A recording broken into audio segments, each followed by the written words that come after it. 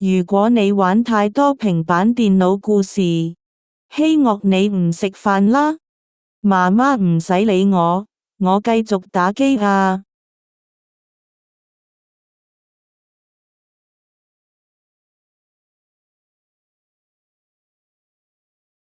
吓？點解我有黑眼圈同埋我有紅眼啊？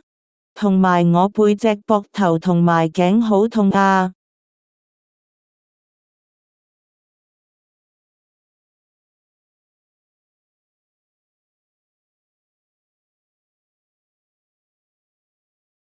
希樂呢？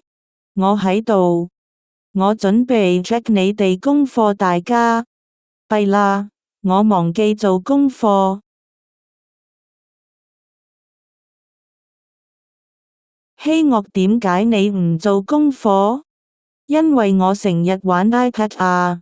哦，你用太多 iPad 你能量好少。我教你點用 iPad 方法。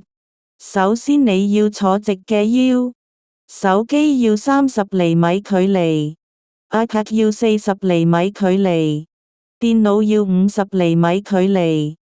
用手機 iPad 同電腦要用30分鐘至到40分鐘，冇玩成個鐘手機 iPad 同電腦，記住玩少啲。故事講到呢度，多謝大家。